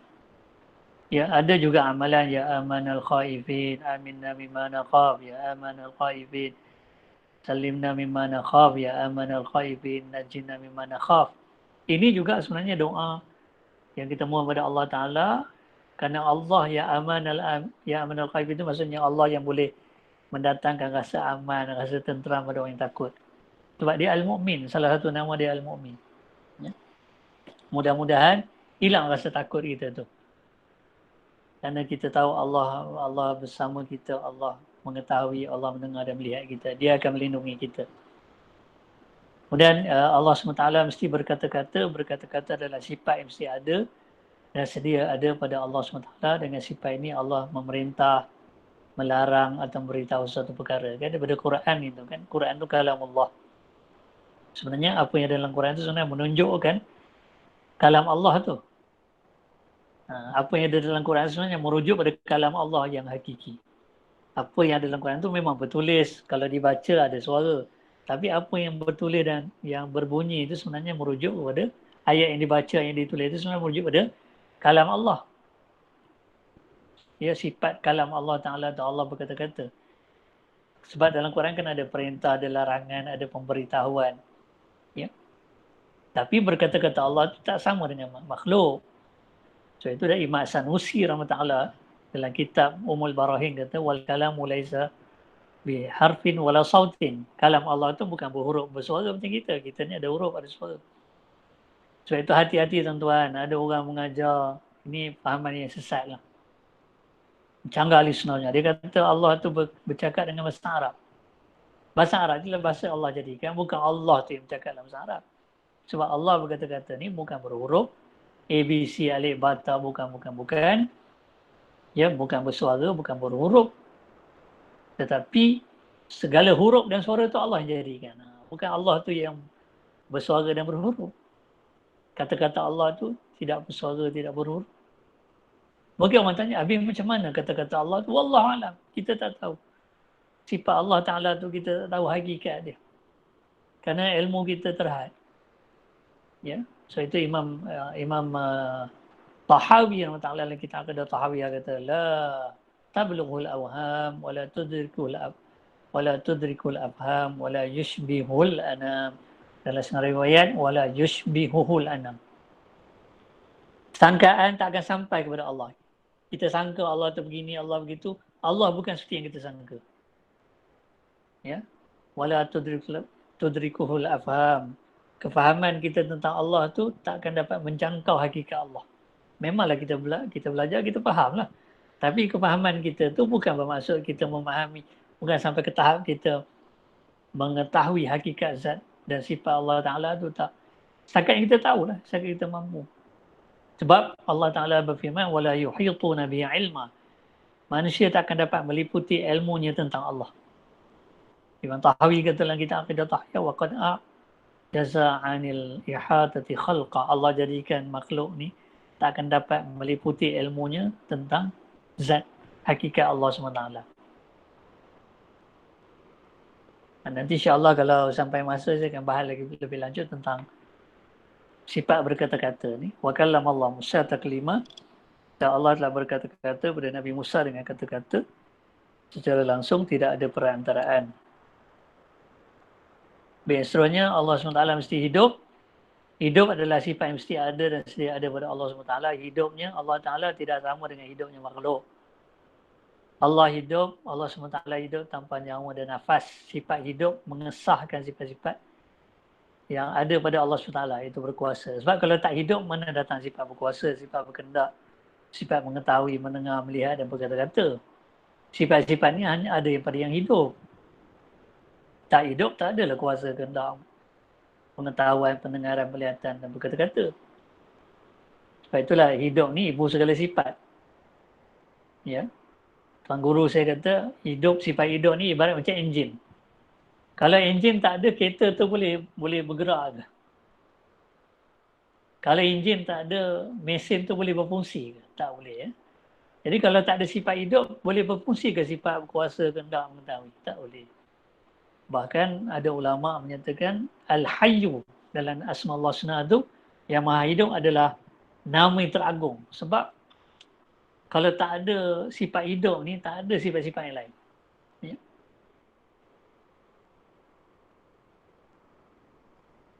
Firman Allah Ta'ala wa tawakkal 'alal hayy allazi la yamut, dan berserahlah engkau kepada Allah yang hidup, yang tidak mati. Okey, seterusnya Allah SWT mustahil mempunyai sifat kekurangan. Kita wajib meyakini bahawa Allah SWT suci dan bebas daripada sifat-sifat kekurangan yang tidak patut ada pada dirinya. Jadi yang kita dah belajar sebelum ni, ya, maknanya kalau kita rujuk balik tuan-tuan dan puan yang beriman, yang dirahmati oleh Allah Ta'ala, maknanya sifat yang sebalik daripada sifat yang wajib ni adalah mustahil. Contohnya wujud. Maknanya tak wujud tu mustahil. Tiada tu mustahil. Kalau orang kata Allah tiada, itu mustahil. Mesti sedia. Sebaliknya apa? Baharu. Baharu maksudnya ada mula. Mustahil Allah ada mula. Allah sedia ada. Mustahil dia ada mula. Kekal. Mustahil Allah binasa. Berbeza dengan makhluk. Mustahil Allah sama dengan makhluk. Berdiri sendiri. Maksudnya Allah tak memerlukan kepada tempat dan juga tidak memerlukan kepada yang menentu dan mencipta dan menentukan dia. Sebaliknya apa? Berhajat, memerlukan kepada yang mencipta dia. Memerlukan kepada tempat. Itu mustahil. Esa, mustahil. Berbilang-bilang, banyak. Berkuasa, mustahil Allah tu lemah. Berkendak, mustahil Allah tu dipaksa, tergagah, digagahi, dipaksa. Mengetahui, mustahil Allah tu jahil. Mendengar, mustahil Allah tu pekak. Melihat, mustahil Allah buta. Berkata-kata, mustahil Allah Ta'ala tu bisu. Hidup, mustahil Allah mati. Mustahil Allah mati. Jadi itu yang kita kata Allah mustahil mempunyai sifat kekurangan. Dan juga sifat-sifat yang berlawanan dengan sifat-sifat yang wajib yang mesti ada pada Allah. Allah SWT tentu berbeza daripada makhluk yang serba kekurangan. Sebab itu ada seorang ulama Turki, dia tulis buku kitab tentang nama Allah. Tapi kitab itu dalam bahasa Inggeris. The Name and the Named. The Name and the Named. Ya, dia kata apa? God is perfect, free from all defect. Tuhan itu sempurna, bebas sifat daripada segala kekurangan. Yang seterusnya, Allah SWT harus mengadakan atau meniadakan perkara yang mungkin. Perkara mungkin ni boleh ada, boleh tak ada. Boleh jadi turun hujan, boleh jadi tak ada turun hujan. Jadi, itu perkara mungkin. Boleh jadi kita akan sampai. Kita nak balik rumah boleh jadi sampai, boleh jadi tak sampai. Mungkin. Mungkin orang tu akan dapat anak lelaki, mungkin orang tu akan dapat anak perempuan. Mungkin. Jadi, Allah Ta'ala dia bukan mesti dia mengadakan dan bukan mustahil dia mengadakan. Terpulang pada dia. Apa yang dia nak buat, dia buat. Wa yakhluqu rabbuka ma yasha' wa yakhtar. Firman Allah Ta'ala. Dan Tuhanmu mencipta apa yang ia kendaki dan apa yang dia pilih. Terpulang pada dia. Syed Ahmad Al-Marzuqi dalam kitab Aqidatul Awam berkata, wa jaizun bi fadlihi wa adlihi tarkun li kulli mumkinin ka fi'lihi. Allah menyisifat yang harus, iaitu mengadakan perkara yang mungkin atau meniadakannya dengan kurniaan dan keadilannya. Allah nak bagi kita rezeki banyak boleh, Allah nak bagi kita rezeki sikit pun boleh. Allah nak hidupkan kita boleh, Allah nak matikan kita pun boleh. Terpulang pada dia. Sebab dia ada kehendak. Dia ada kuasa. Ya. Jadi ini sifat yang harus. Nanti tuan-tuan, bila kita belajar Asma Allah Husna nanti, kita akan nampak ni nanti bagaimana nak applykan kaedah ni. Bagaimana nak aplikasi kaedah ni. Sebab nanti bila kita belajar Asma Allah Husna, ada nama-nama Allah tu yang merujuk pada sifat, dia panggil sifat fi'liyah, sifat perbuatan Allah. Contohnya, menghidupkan, mematikan. Jadi bukan mesti Allah mematikan, bukan pula wajib Allah mematikan. Bukan mesti Allah menghidupkan, bukan mustahil Allah menghidupkan. Ini perkara harus saja bagi Allah.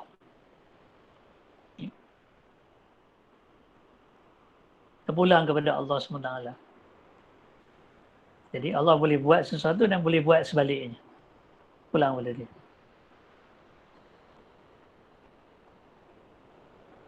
Baik, biasa ini Imam Fakhruddin Ar-Razi dalam kitab dia menyatakan wa asma'ullahi mahsuratun fi naw'aini adam iftiqarihi Nak baca ada muftiqarihi, ada muftiqarihi ila ghairihi wa thubutu iftiqari ghairihi ilaih. Nama-nama Allah berlega sekitar dua jenis. Tidak perlunya Allah kepada yang lain, manakala yang lain pula sentiasa memerlukan Allah. Kita ambil contoh nama Allah Ar-Razzaq, yang maha memberi rezeki. Adakah Allah Ta'ala perlukan rezeki daripada sesiapa? Adakah Allah perlukan sesiapa untuk bagi rezeki pada dia? Tak. Tetapi sebaliknya semua makhluk memerlukan rezeki pada Allah. Itu maksud dia. Sebagai contoh. Inna Allah huwa Ar-Razzaq dzul quwwatil matin. Sungguhnya Allah Ta'ala itu pemberi rezeki. Mempunyai kekuatan, keteguhan lagi maha kuat. Sebab itu dalam Quran Allah Ta'ala berfirman wa huwa yut'im wa la yut'am. Allah yang bagi makan, bukan Allah yang diberi makan. Nampak? Maknanya Allah tidak memerlukan yang lain, tetapi yang lain memerlukan Allah. Kita memerlukan Allah. Bahkan tuan-tuan, kalau kita mengaji kitab Aqidah Tahawiyah, Imam Tahawi kata la istighna 'anillahi ta'ala tarfatain. Setiap kelipan mata, setiap saat, setiap detik kita memerlukan Allah. Tak pernah kita tak memerlukan Allah. Kita sentiasa memerlukan Allah.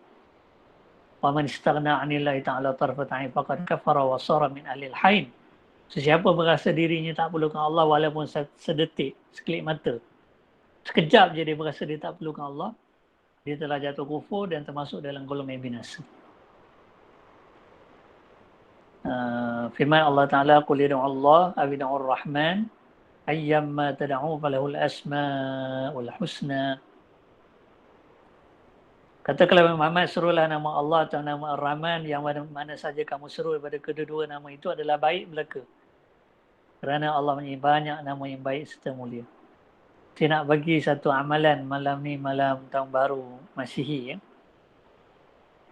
Jadi mungkin orang lain berkumpul kat padang-padang dekat taman-taman. Ya, semoga Allah memberi hidayah dan kebaikan kepada mereka. Supaya Allah pimpin mereka. Allah jauhi mereka dari maksiat. Kita pula malam ni berhimpun dalam kuliah online ni. Jadi saya nak bagi malam ni satu amalan, iaitu kalau mudah-mudahan kalau tuan-tuan amalkan ayat ini, ya sebaiknya tuan hafal dan baca selalu ayat ni. Qul yad'u Allah wa yad'u ar-Rahman ayyamma tad'u falahul asma'ul husna wa la tajar bi salatika wa la tukhafid biha wabtaghi baina dzalika sabila. Wa qul alhamdulillahilladzi lam yattakhidh walada wa lam yakul lahu syarikun fil mulk wa lam yakul lahu waliyyun minadh dhul wa kabbiru takbira. InsyaAllah kalau tuan-tuan amalkan ayat ni, ayat terakhir suratul Isra ni, ya, ayat 110, 111, insyaAllah kata Imam Suyuti dalam kitab Al-Itqan fi Ulumil Quran, dalam bab khawasul Quran, ya, ayat ini kalau diamalkan insya-Allah dengan izin Allah, dengan kehendak Allah Taala, amanu minas sariqah. Terhindar daripada kecurian. Ya, jadi amalkan ayat ini. Ya, tawajuh pada Allah SWT. Bulatkan hati kita pada Allah Taala. Sebab dia yang boleh lindungi kita daripada kecurian, insya-Allah. Mudah-mudahan kita terlindung daripada kecurian. Ini saya ijazahkan amalan ni kepada tuan-tuan dan puan-puan yang mendengar kuliah saya pada malam ini. Nanti kalau tuan-tuan nak terima ijazah ni, nanti habis kuliah nanti, tuan-tuan boleh tulis dalam WhatsApp tu, saya terima atau muqabil tu, atau muqabil nak. Ayat ni saya rasa saya pernah baca dah, tak apalah, saya bagi tuan-tuan tengok saja sepintas lalu ayat ni. Makna dia, saya bacakan ayat saja. Walillahil asma'ul husna fad'uuhu biha وَذَرُوا الَّذِينَ يُلْحِدُونَ فِي أَسْمَائِهِ سَيُجْزَوْنَ مَا كَانُوا يَعْمَلُونَ. Ini hadis Rasulullah sallallahu alaihi wasallam. Inna lillahi ta'ala 99 asman mi'atan ila wahida man ahsaha dakhala al-jannah. Semuanya Allah SWT punya 99 nama, 100 kecuali satu, barang siapa menghitungnya, ia masuk syurga. Menghitung tu ada huraiannya, insyaAllah nanti sampai masa saya akan huraikan apa maksud menghitung. Tapi secara ringkasnya ulama kata menghitung ni merangkumi makna menzikirkannya, menghafalnya, memahaminya, beriman dengan sifat-sifat Allah yang ada pada nama itu, dan juga menghayati nama tersebut, ya, menunaikan tuntutan nama tersebut. Nah, ini saya pernah sentuh dalam kuliah terdahulu. Jadi malam ni saya cuma baca kembali sebentar lalu. Imam Izzuddin bin Abdul Salam rahimahullah berkata, wa'atiqadul asy'ari rahimallahu yashtamilu ala ma dalan ali asma'ullah 99 allati samma biha nafsah fi kitabi wa sunnati Rasulillah sallallahu alaihi wasallam wa asma'uhu mundarijatun fi arba'i kalimat hunnal baqiyatus salihat subhanallah alhamdulillah Allahu akbar la ilaha illallah. Imam Al-Ghazali pun menyebut perkara yang hampir sama dalam kitab beliau. Pegangan akidah Imam Abu Hasan Al-Asy'ari itu yang saya ajar tuan-tuan tadi itu sifat 13 tadi, ya.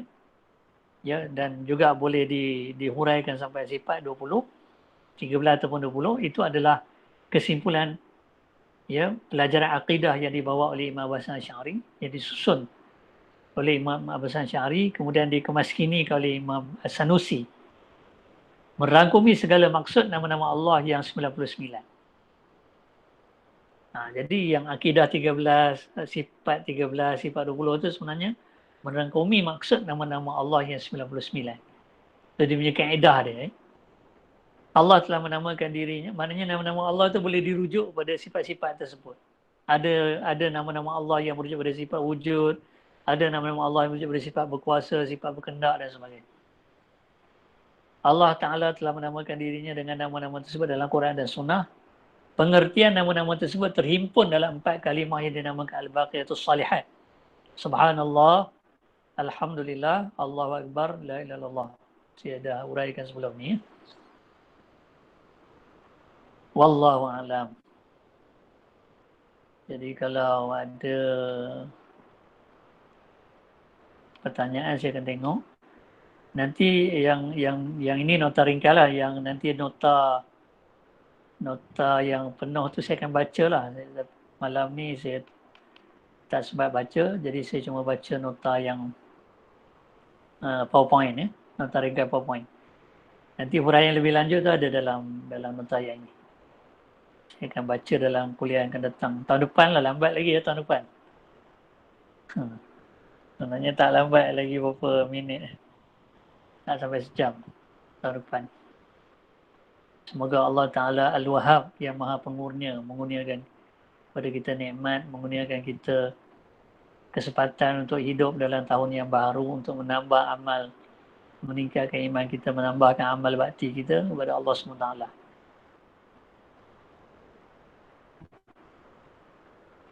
Dan Allah mengembalikan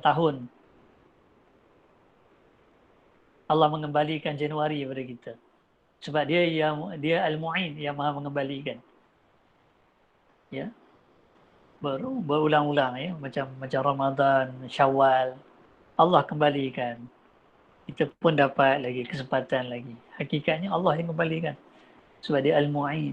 Itu satu daripada makna Al-Mu'in. Assalamualaikum Ustaz, apakah zikir nama Allah SWT untuk bersihkan hati? Antara zikir yang sesuai untuk bersihkan hati ini, sebenarnya semua zikir nama-nama Allah itu adalah pembersih hati. Karena Allah Ta'ala berfirman, qad aflaha man tazakka wa dzakara isma rabbih fa shalla. Berdasarkan ayat ini, kaedah pencucian hati itu adalah dengan menzikir dan menghayati. Jangan zikir saja, tapi kena memahami dan menghayati nama tersebut. Baik itu kita kena belajar. Bila kita belajar makna nama tu, kita akan dapat memahami, menghayati, menjiwai. Barulah dia membersihkan hati kita. Ya. Tetapi kalau nak secara khususnya, antara lah sebenarnya ada beberapa kaedah. Antaranya nama Allah Ya Qudus. Ya Qudus itu, ya. Allah itu suci daripada segala kekurangan, kelemahan, keburukan. Maka kita berdoa kepada Allah Ta'ala, kita menyebut nama dia Ya Qudus dengan harapan dan doa supaya Allah membersihkan hati kita. Ya. Bahkan Nabi SAW pernah mengajar, ya, bacaan dalam solat itu, subuh, antaranya dalam zikir dalam solat, ya. Subuhun Quddus Rabbul Malaikatur Ruh dalam bacaan rukuk atau sujud. Subuhun Quddus Rabbuna wa Rabbul Malaikatur Subuhun Quddus Rabbul Malaikatur Ruh.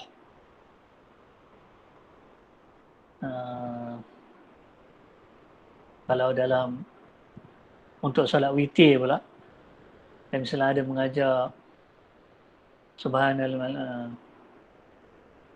Malikil Quddus, Subhanal Malikil Quddus, Maha Suci Allah Ta'ala yang Maha menguasai lagi Maha Suci. Nanti saya akan masukkan dalam WhatsApp lah, insyaAllah.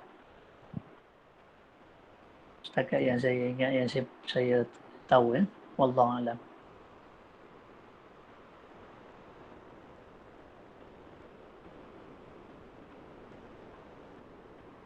Ada soalan lain? Kalau tak ada, ya saya sekadar itulah malam ni. Setelah 2 minggu kita tak berkuliah, minggu lepas tak sempat untuk berkuliah. Jadi malam ni Allah Ta'ala izinkan kita dapat berkuliah malam ni, menyebut nama Allah, menguraikan nama Allah. Mudah-mudahan menjadi ilmu yang bermanfaat.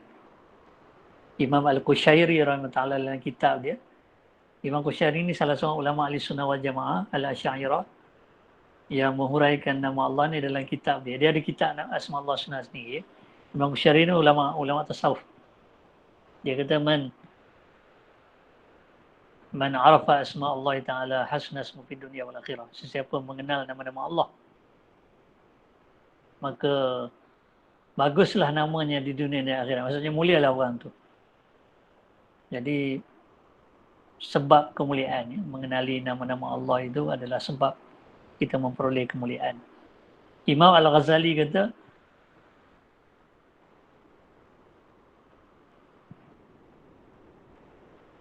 i'lam anna as-sa'adata i'lam anna kamal al-insani wa sa'adatahu innama wa fi takhalluqi bi akhlaqillahi wa tahalli bi ma'ani asma'i wa sifatihi.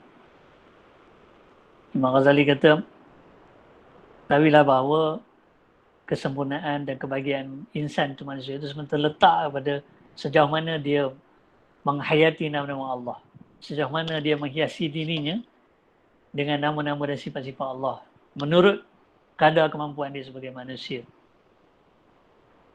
Jadi orang zaman sekarang ni tercari-cari di mana kebahagiaan, di mana kebahagiaan. Tak jumpa-jumpa. Sebab apa tak jumpa? Sebab dia tak ikut jalan yang betul.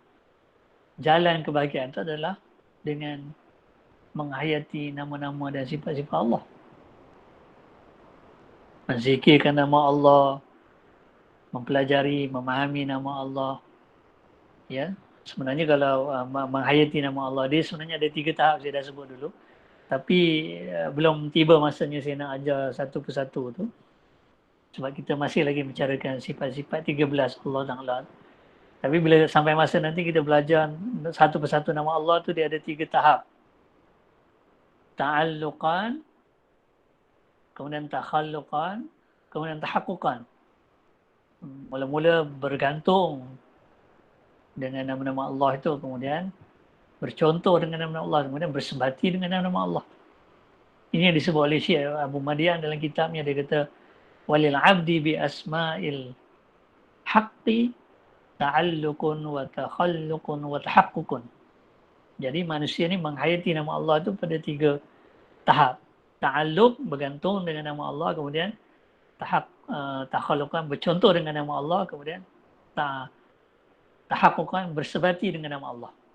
Tapi apa maksud bergantung dengan nama Allah, bercontoh dengan nama Allah, bersebati dengan nama Allah tu?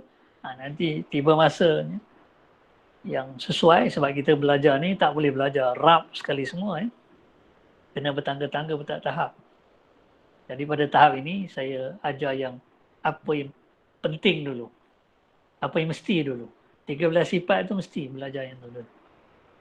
Nanti penghayatan nama Allah pada tahap bergantung, bercontoh dan bersebati itu, insya-Allah sampai masanya. Ibarat kata kalau sekolah tu kan ada tahun 1, tahun 2, tahun 3, tahun 4, tahun 5, tahun 6. Tingkatan 1. Jadi belajar Asma'ul Husna ni pun dia ada tahap-tahap dia.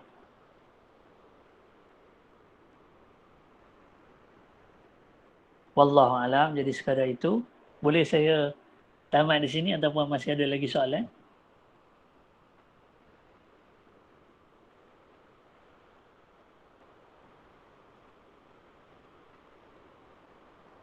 Tak payahlah tunggu sampai pukul 12 ya tak? Wallahu alam. Ya, mudah-mudahan Allah SWT Al-Jami' yang maha menghimpunkan, Allah menghimpunkan kita dalam kebaikan. Allah Ta'ala menghimpunkan kita dalam kebaikan, dalam keberkatan. Sebab dia adalah Al-Jami' yang maha menghimpunkan. Dia juga Al-Mu'in yang maha mengembalikan, Semoga Allah SWT mengembalikan tahun, Allah mengulangkan kepada kita Januari, Februari, ya, Muharram, Safar yang seterusnya kembali lagi kepada kita, supaya dengan itu kita akan dapat peluang dan ruang untuk kita meningkatkan iman kita dan menambahkan amal kita, bakti kita kepada Allah sebagai bekal kita untuk bertemu dengan dia. Watazawwadu fa inna khairaz zadi taqwa, dan berbekallah kamu. Sebaik-baik bekalan adalah takwa. Ya. Sayyidina Mu'adz bin Jabal pernah kata, dia kata ijlis minanu min sa'atan. Marilah kita duduk sebentar untuk kita menggilap iman kita. Jadi mudah-mudahan tadi sudah dapat kita menggilap iman kita. Sebenarnya tadi kita berzikir ya. Kuliah tadi adalah zikir, sebab ulama kata bila kita menyebut-nyebut nama Allah tu, bila kita belajar tauhid ni, belajar ilmu tauhid, tentulah kita akan menyebut nama-nama Allah. Kalau tuan-tuan mainkan semula video, kalau ada dirakam, saya tengok ada rakamannya. Kalau diulang balik, kalau kita boleh bilang berapa kali disebut nama Allah pada mula kuliah tadi sampai ni, mungkin dah berpuluh-puluh nama Allah tu kita sebut dan kita dengar. Biarlah nama tu masuk ke dalam hati kita. Dia bukan hanya di bibir, bukan hanya di telinga. Mudah-mudahan sampai ke dalam hati kita. Kerana firman Allah SWT, innamal mu'minuna alladhina idza zukirallah wajilat qulubuhum. Semuanya orang yang beriman itu, benar-benar beriman itu. Dalam suratul Anfal ya. Semuanya orang benar beriman itu bila disebut nama Allah, gemetar hati dia. Dia tersentuh. Ada getaran-getaran rohani dalam hati dia. Bila disebut nama Allah tu, dia terpanggil, dia tersentuh.